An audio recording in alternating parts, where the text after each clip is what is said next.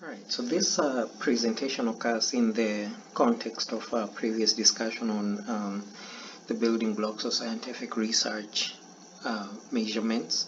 And so we sort of briefly talked about why it's important to have good measurements, ways of measuring different distances. So for example, from Wilson Hall to MG, and some of the dangers and challenges that we see in these kinds of measurement. What we are doing today is continuing with that discussion, and so if you need to refer to the previous discussion on measurement, then I encourage you to do so.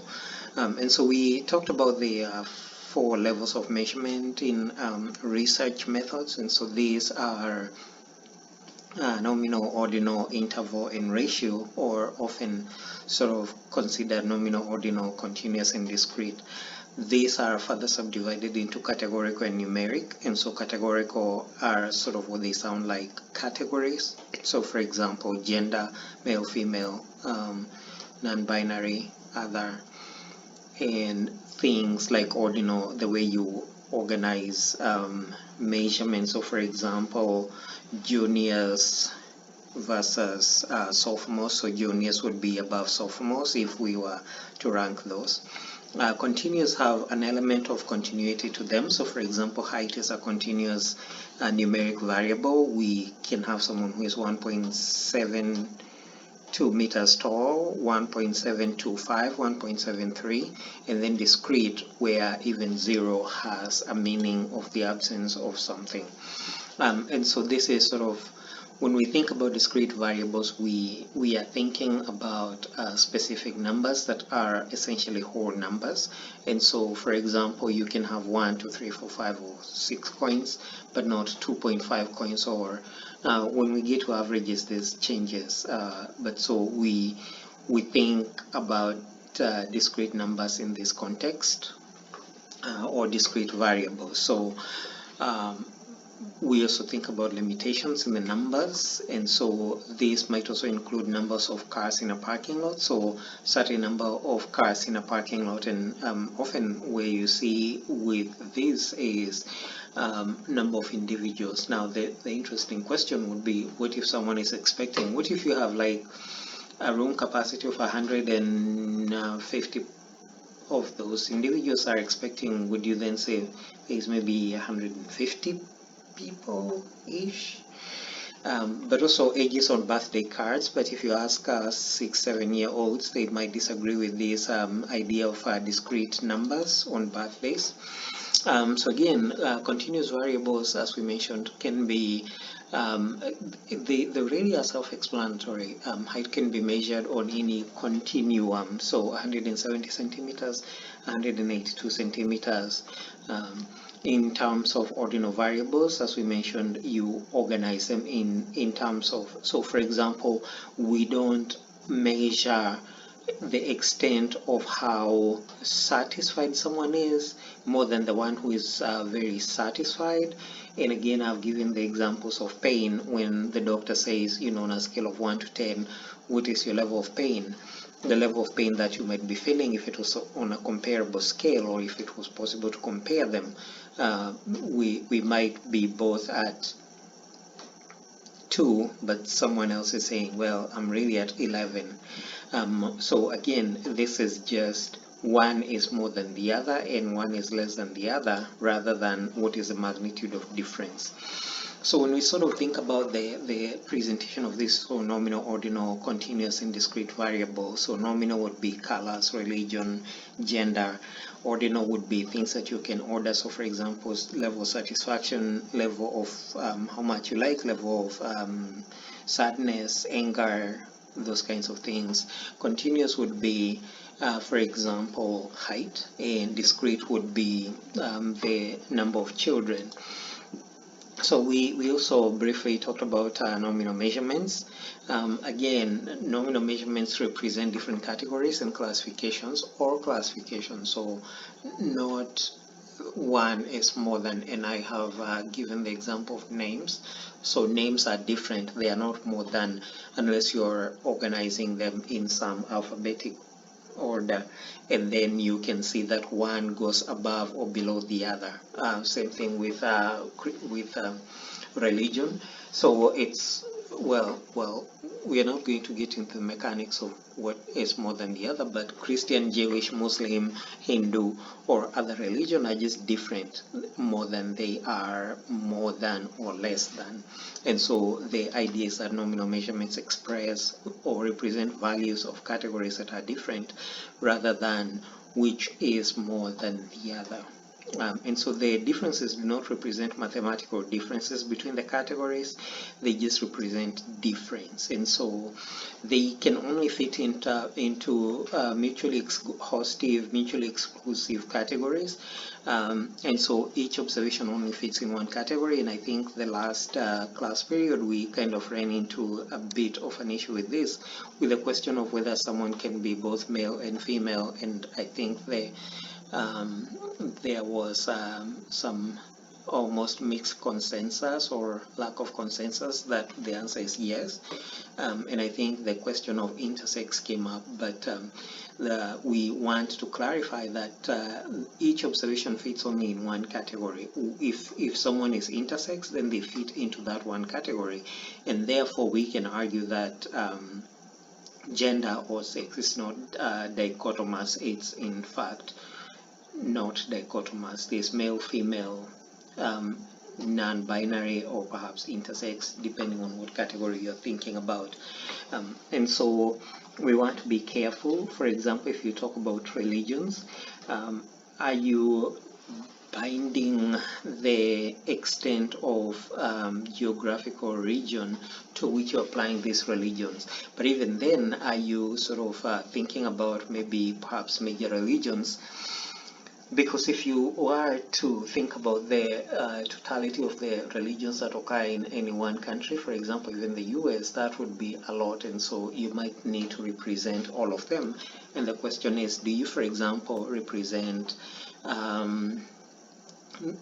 religions that tend towards voodoo or cults, or do you just decide you're going to represent the major religions, but then is that necessary exhaustive categories? So as we are saying, the mutually exhaustive or mutually exclusive categories, or did you leave out some? Now, in terms of ordinal measurements, as we have mentioned, they represent some progression of more than or less than. And so, for example, if you're thinking about formal education completed, you can say you can pick by grade, but then the question is, how many grades are you willing to accommodate, or is it easier to maybe group them by a certain number of or maybe some sort of generally agreed upon categories or levels of that variable. So for example, if you say so in the US you think about the schooling, and so you have elementary school, middle school, high school, maybe 2-year college, 4-year college. 4-year colleges will generally have the graduate degrees, but there are also 4-year colleges that don't have graduate degrees, and so on. But so it's probably more useful to think about the amount of education completed, so you can have 8th grade or less, or if you want to be more precise, you can say 4th grade or less, 6th grade or less, 8th grade or less, some high school. Then from there we move to the grade of high school graduate, some college, college degree or more, but then there will be those who argue that this is not necessarily definitive or sufficiently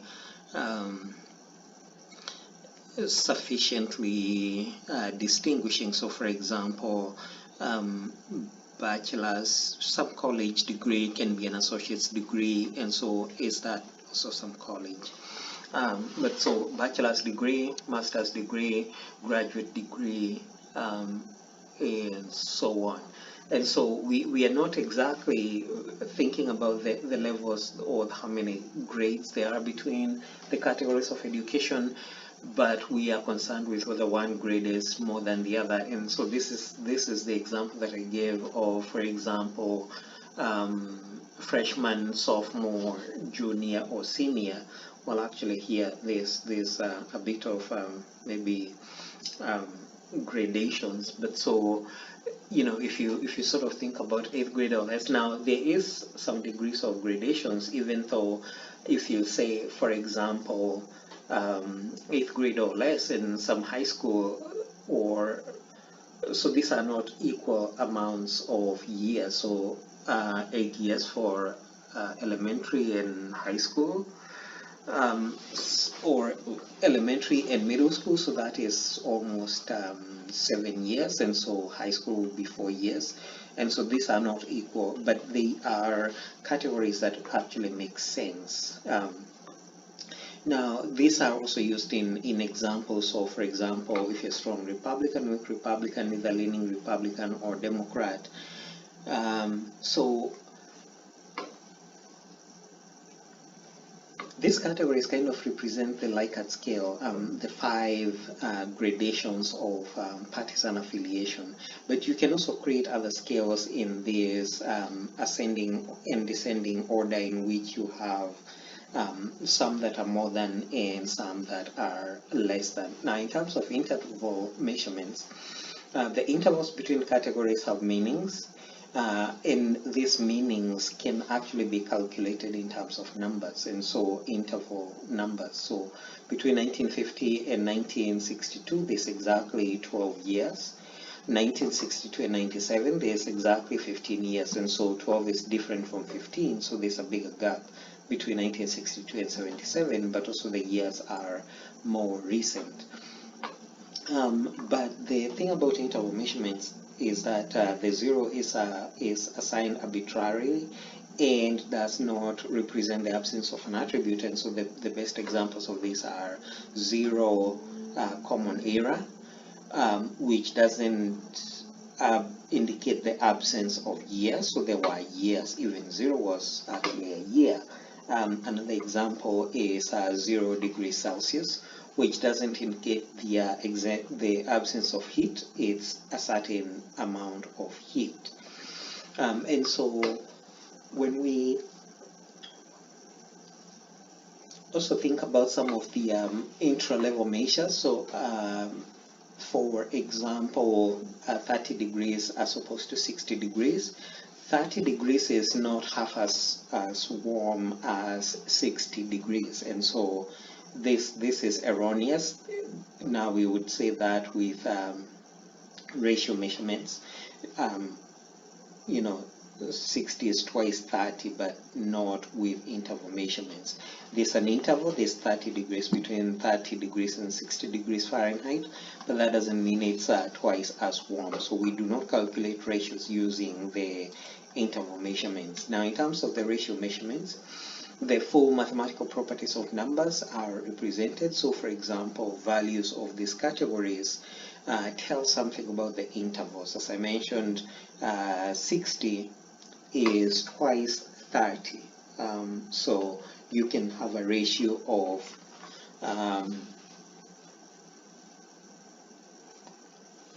60 to 30, which would give you 2 to 1. And so also ratio measurements have a true point. So one measurement is x times the other. So for example, a 60-year-old man is twice the age of a 30-year-old person. 30-year-old person is 31 times the age of a person who is 1, and so on. And so 0 is the absence of something. So for example, if you say I have 0 money, that means you kind of are broke a little. And so we have to keep this sort of in mind. Now, it's important to also briefly bring up scales. I already mentioned Likert scales. And so scales are, so in this particular course, we'll be talking about 3 types of scales, which include the Likert scale, the Guttman scales, and the Mokken scales.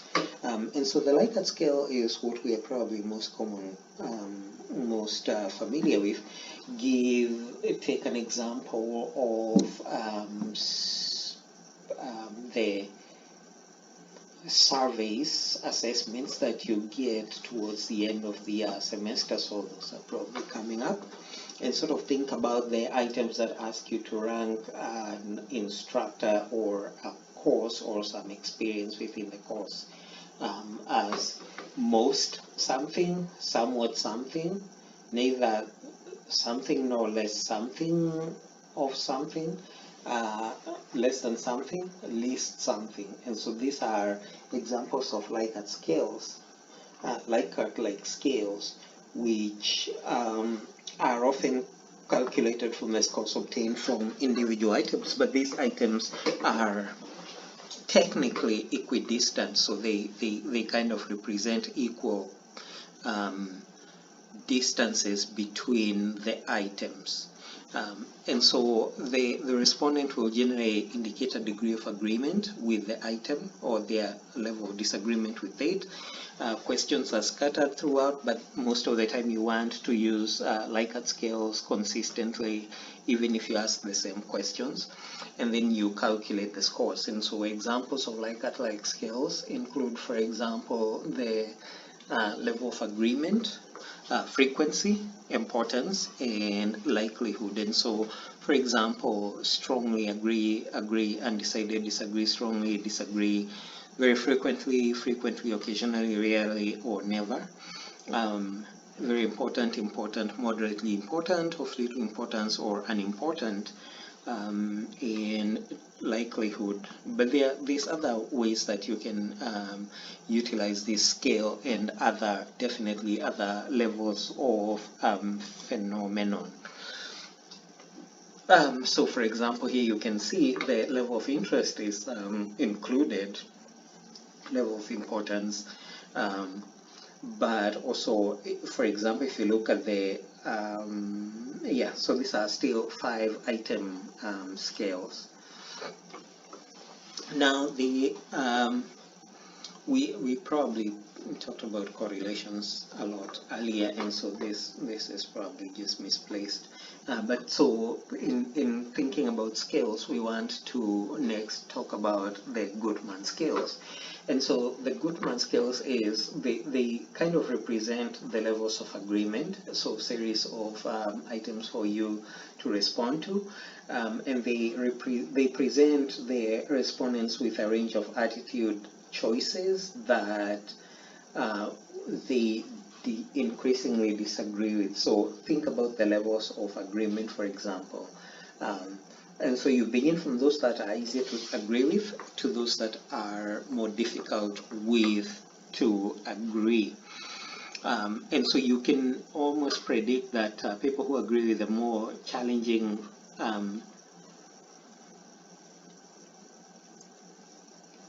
issues to agree with will more likely agree with those that are less difficult to agree with or easier to agree with. And so a lot of these are used for aptitude research. Right now we have a lot of research going on about the Supreme Court and its overturning Roe v. Wade.